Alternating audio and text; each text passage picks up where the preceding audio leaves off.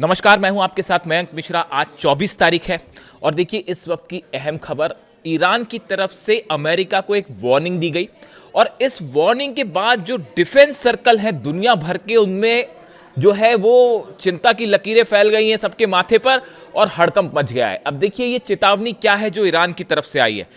Iran का कहना है कि अगर अमेरिका ने ये इकोनॉमिक ब्लॉकेड, जो एक आर्थिक युद्ध छेड़ रखा है ईरान के खिलाफ, अगर ये जारी रहा, अगर किसी तरह के हमले ट्रंप ने फिर से किए, तो ईरान एक भूकंप वाला हमला करेगा।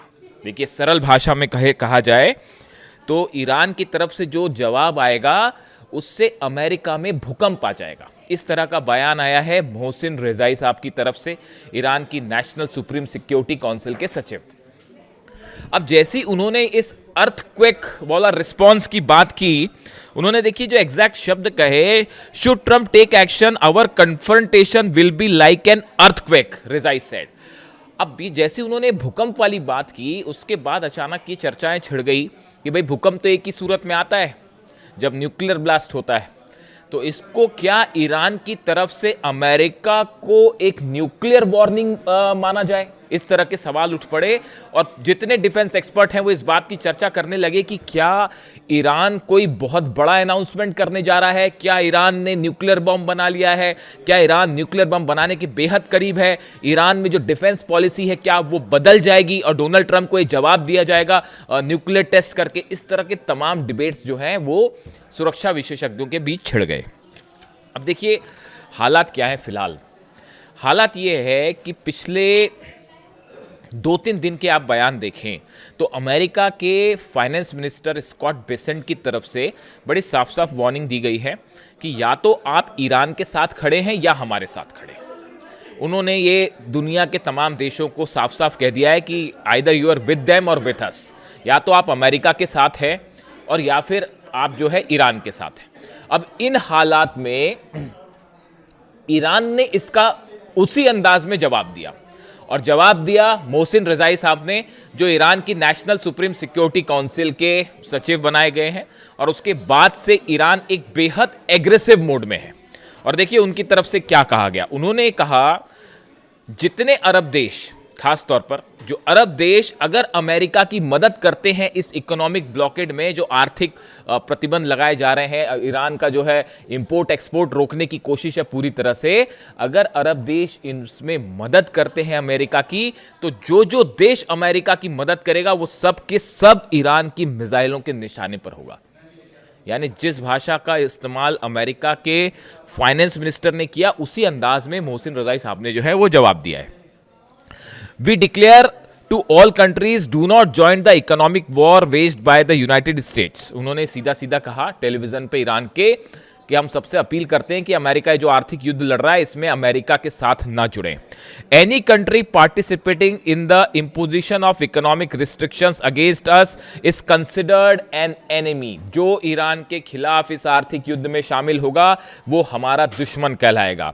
So far we have only targeted military bases, but if they want to impose economic sanctions on us, the United States has oil economic companies around Iran and elsewhere and we will strike them। देखिए सीधी चेतावनी है America को भी और अरब देशों को भी कि अगर आपने हमारे आर्थिक हितों को नुकसान पहुंचाया, हमारे खिलाफ इकोनॉमिक वॉर को आगे बढ़ाया, तो जितने अरब देश हैं वहां जितनी इकोनॉमिक कंपनियां, इकोनॉमिक फर्म्स हैं, यानी कि जो आर्थिक जितने इंस्टीट्यूशंस हैं अरब देशों में, तमाम प्राइवेट फर्म्स हैं अमेरिका की, उन सबको निशाना बनाया जाएगा। देखिए ये पहले भी हो चुका है।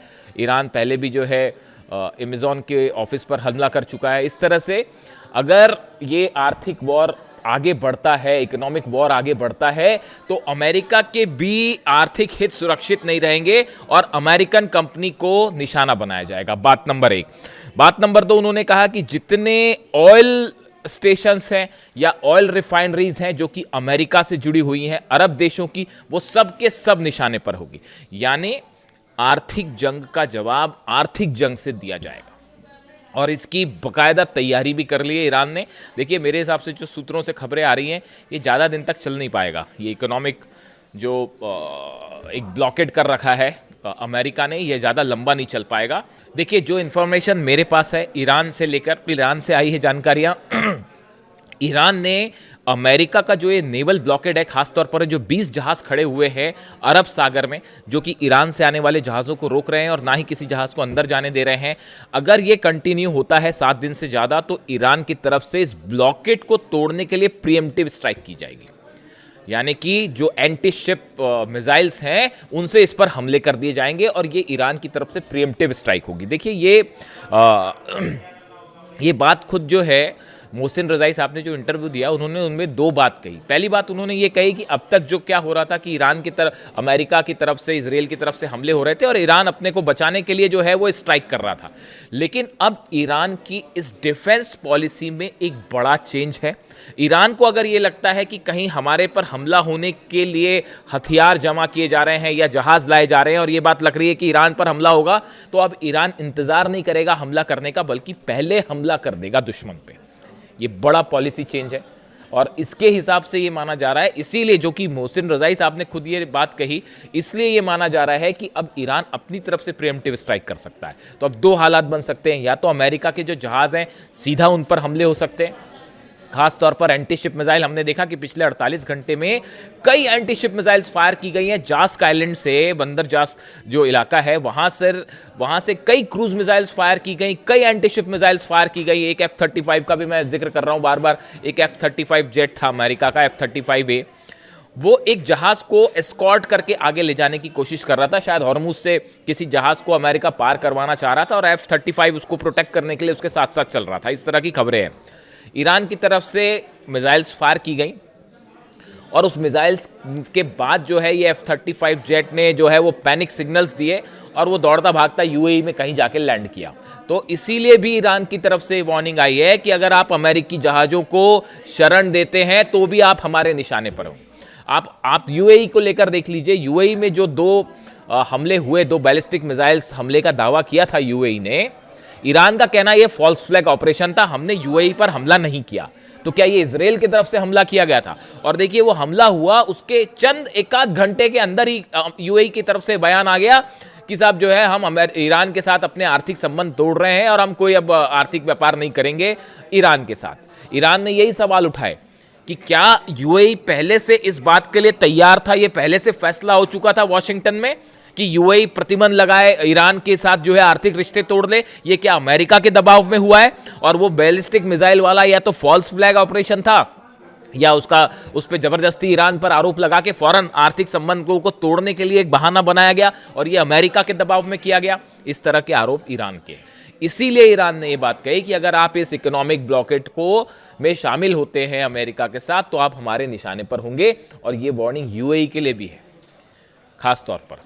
यानी आने वाले दिनों में अगर ये ब्लॉकेट कंटिन्यू रहता है, जिससे बड़ा नुकसान हो रहा है चीन को भी, ईरान के ऑयल को भी, पूरी दुनिया में अगर ये कंटिन्यू होता है तो अरब और ईरान के बीच एक बड़ा आर्थिक युद्ध छिड़ सकता है और एक बार फिर इकोनॉमिक फर्म्स जो हैं वो ईरान के निशाने पर होंगी।